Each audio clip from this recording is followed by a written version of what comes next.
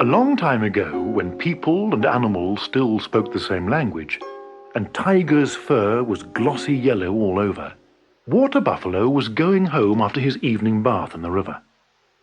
He was humming a little song, his nose high up in the air. At that time, he still had a straight nose and upper lip. But with his nose pointing skyward, he didn't notice Tiger following him until he heard a purred "Good evening" right at his side. Buffalo would gladly run away, but he didn't want to look like a coward, so he just continued on his way with Tiger chatting beside him. "One doesn't see you much in the forest anymore," said Tiger. "Is it because you're still working with man?" Buffalo nodded. "Well, isn't that strange? I just can't understand it. Why, man has no claws, no poison, no special strength, and he's so tiny. How can you accept him as your master?" I don't quite understand it myself," said Buffalo. "I suppose it's because of his intelligence." What? "Intelligence," explained Buffalo grandly, happy to know more than Tiger, "is something special man has that helps him rule over me and over horse and dog and pig and duck too." "That's interesting. Very, very interesting. If I had some of that life would be much more agreeable. I'd be obeyed without all that running and pouncing I must put up with now. I just lie in the grass and choose the fattest beasts for my dinner. Do you think man would sell me some of his intelligence?" I don't know," mumbled Buffalo. "I'll ask him tomorrow. I don't suppose he'll dare say no to me," growled Tiger, and he disappeared into the dusk. Buffalo trudged home, a little scared and wondering whether he hadn't talked too much. But after dinner he felt better. Tiger never comes to the paddy fields, he thought before falling asleep.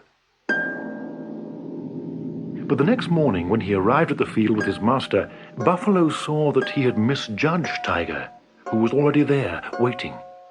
And he'd even prepared a speech for the occasion. "Don't be afraid, little master man," said the Tiger pleasantly.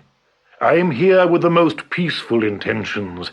I heard you possess something called intelligence, and I would like to buy it. So please sell it quickly, for I'm in a hurry.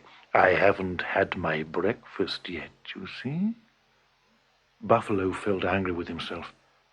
But then he heard the peasant say, "What a great honor, Master Tiger visiting my humble field and giving little me the opportunity to serve such a fine big beast." And he bowed as if he were standing before the emperor. Tiger was very flattered and answered, "Please don't make any ceremony for a simple creature like me. I just came to buy—" "To buy?" interrupted the peasant. "Oh, no! I insist on giving it to you as a token of your memorable visit, which so honors me." "That's very nice of you. I never thought man had such good manners," purred Tiger. But he was thinking, what a fine morning. First I'm greeted like a king, then I get intelligence at no cost at all, and then I eat the peasant as an appetizer and Buffalo for breakfast. This thought made his eyes glitter like two green stars as he said, "You'll give it to me right now, won't you?" "I gladly would, but I always leave it at home when I go to the fields," answered the peasant, who had noticed the hungry gleam in the Tiger's eyes. "You see, it's too precious to risk losing, and anyway I don't need it out here, but I'll run home and fetch it for you." He took a few steps and then hurried back again. Did you just say you hadn't had breakfast yet? Yes, said Tiger. Why do you ask?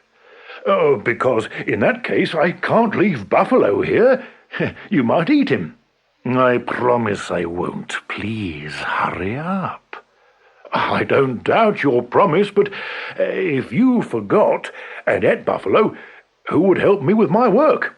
On the other hand, he's so slow, it'll take hours to go home and return, and I wouldn't like to keep your Highness waiting.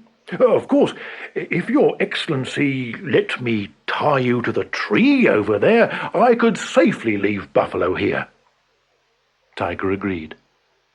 I'll eat them a little later on, that's all, he thought, while the peasant tied him securely to the tree, and his mouth watered as he imagined the taste of the big, grazing buffalo, the tiny brown man, and the unknown thing called intelligence.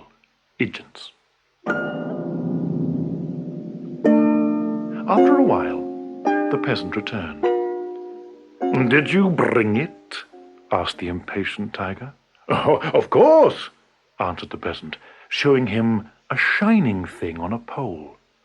"Then give it to me quickly," ordered Tiger. The peasant obeyed. He passed the bright flaming torch under the tiger's whiskers, and they started to burn. He passed it onto his ears, his back, his tail, and everywhere it touched was singed. "It burns! It burns!" yelled Tiger. "It's intelligence," said the peasant wryly. "Come, Buffalo, let's go." But Buffalo couldn't go. He was heaving, bursting with laughter. Fancy Master Tiger, the terror of the jungle, letting himself be tied up to a tree and singed by a torch. It was just too funny. Buffalo rolled in the grass, unable to stop his laughter, until his mouth struck a tree stump, splitting his upper lip and hurting his nose. And you can see the result to this day. And Tiger? Well, he howled and kicked, and after some time the flames burnt through the rope so that he could get away. But the burning rope had so badly singed his yellow fur that, wash as he would, he couldn't get rid of the black stripes it had left as he struggled to get free. And that explains how Tiger got his stripes.